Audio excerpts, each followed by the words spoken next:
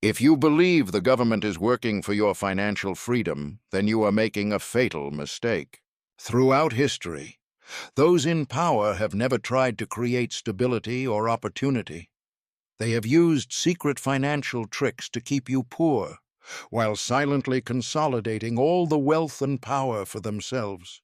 The terrifying thing is that these schemes are not new. They have been recycled for centuries, only changing their shell, sold under flowery names. But the ultimate goal never changes: to transfer wealth from the poor to the elite and turn the majority into dependents. Let's uncover these horrifying truths. Let's start with the oldest and most fundamental trick: inflation. When a government spends beyond its ability to collect taxes, it faces two unavoidable choices. One is to frankly admit the truth and publicly raise taxes, an extremely politically dangerous move. The second is to secretly devalue the currency, reducing the worth of every coin and bill in circulation. The ancient Roman Empire became a master of this tactic. In the 3rd century AD, the emperors, due to massive military spending needs, began reducing the silver content in the denarius coin. This coin, which was initially almost pure silver, eventually became just copper with a thin layer of silver on the outside. The empire pretended nothing had changed, but everyone holding that currency paid the price. Runaway inflation, evaporating savings, and wages not keeping up.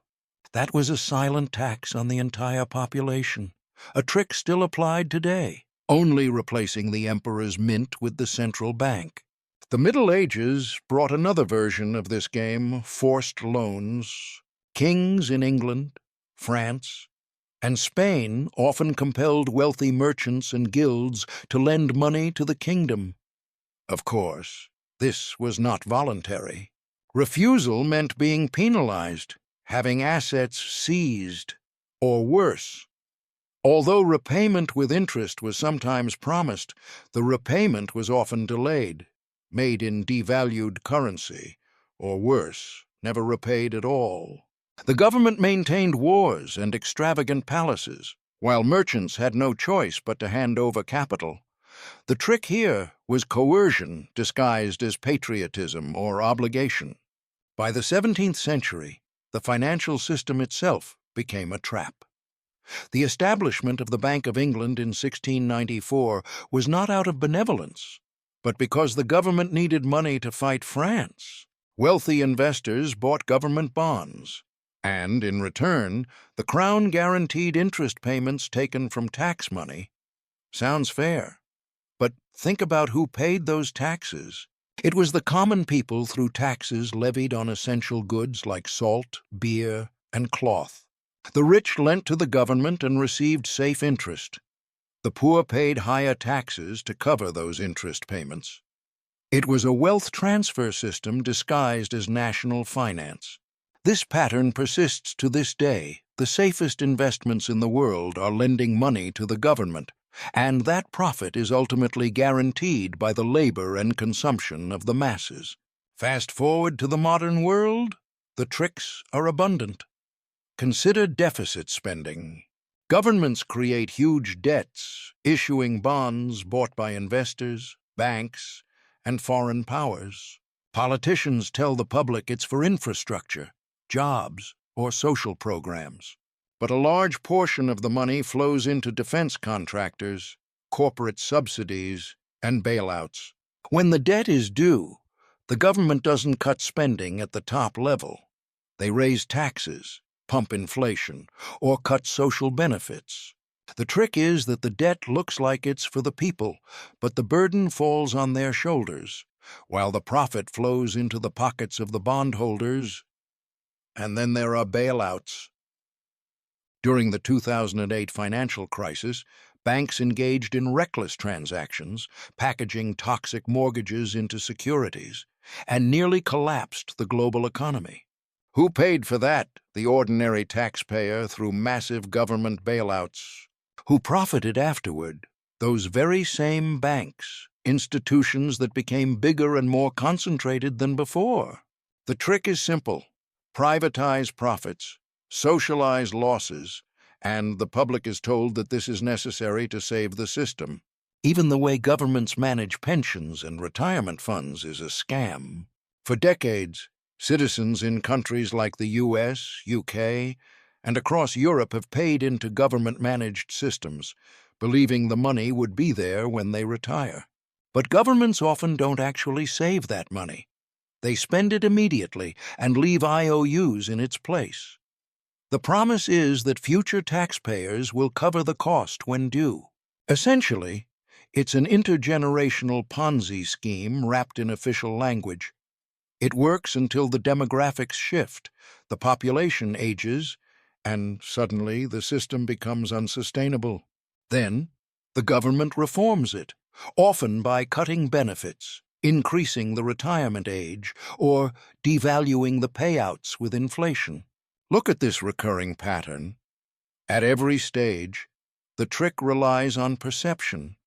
The public is told that inflation is growth, forced loans are obligations, national debt is investment, bailouts are stability, and pension cuts are reform. The language masks the reality, the transfer of wealth from the many to the few, from the lower classes to the upper classes. In recent decades, the tricks have become more sophisticated. Consider quantitative easing, a term most people had never heard of before the 2008 crisis. Central banks suddenly created trillions of dollars out of thin air, buying government bonds and mortgage-backed securities to stabilize the market. Politicians and banks reassured the public that this was necessary to prevent a collapse. And it worked for the financial system. Asset prices soared, stocks, real estate, and bonds sharply increased in value. But who owns the majority of those assets? The wealthy. For ordinary households without large investments, the benefit was minimal, while the downside was a distorted market and increased cost of living. The trick here is that money creation saved the system for those at the top, while fueling inflation and inequality for everyone else. Another modern trick is the hidden tax. Instead of directly raising income taxes, the government silently taxes through mechanisms like sales tax, fuel tax, and most importantly, inflation. When prices rise faster than wages, that gap is a hidden tax on savings and purchasing power. Governments love inflation because it reduces the real value of their debt. But for citizens, it erodes financial freedom. You might feel richer because of a higher nominal salary, but if your costs exceed your income, you are actually losing wealth. This is not a flaw in the system. This is the system. Inflation is not merely an economic accident. It is one of the most consistent tricks governments deploy to shift the burden of spending onto you without ever having to admit it. Then there is regulatory capture. On the surface, regulations are created to protect the public financial rules, safety standards, consumer protection. But history constantly shows powerful industries influencing the very regulatory agencies meant to oversee them. Railroad companies in the 19th century, oil companies in the 20th, and technology and finance today all shape the rules to their advantage.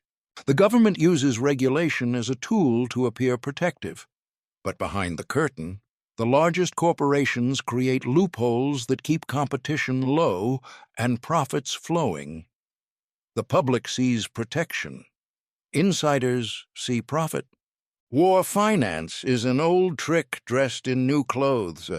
In World War I and II, governments issued huge volumes of bonds, telling citizens it was a patriotic duty to buy them.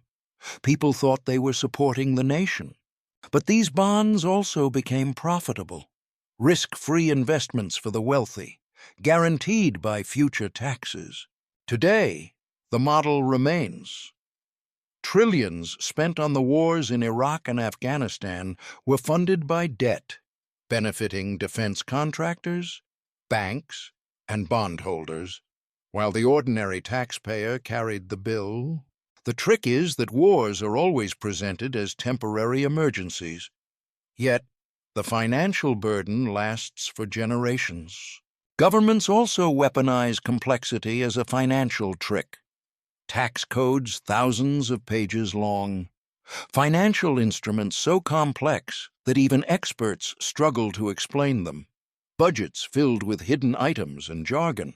All of this creates an environment where the average person cannot track where the money is going. Complexity becomes camouflage. When you cannot see the wealth transfer, you cannot resist it. Why does this matter right now? Because the tricks are alive and accelerating. Inflation is devouring your savings. The debt burden increases every year. Bailouts remain the preferred reflex whenever the market stutters. Central banks continue to manipulate the money supply. Meanwhile, the government shifts costs to the public in forms so indirect that most people never connect the dots. The result is a system designed to keep you working harder but receiving less real wealth, while the financial elite grows stronger. The lesson from history is not just that these tricks exist, but that they always return. When Rome devalued its currency, citizens suffered. When kings forced loans, merchants lost assets. When modern nations pump inflation and borrow, households bear the burden. And here is the harsh truth.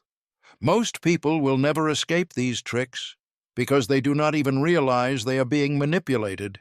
They treat inflation as natural, taxes as inevitable, and bailouts as benevolent acts. They believe the government's message instead of studying economic history. And that ignorance is the most powerful trick of all. If you know the tricks, you are harder to manipulate. So, what should you take away? Always look deeper than the headline. When the government announces stimulus, ask who benefits first. When inflation rises, remember it is not just bad luck, it is policy. Build real assets outside the traps, assets that can hold value even when the currency is debased. Never assume the system works for you just because it says so. The system exists to protect itself, not you. History does not repeat itself, but if you do not understand it, it will crush you. The financial schemes that impoverished Roman citizens are the same tricks draining your bank account today, only wrapped in modern language. The only difference is whether you recognize them in time.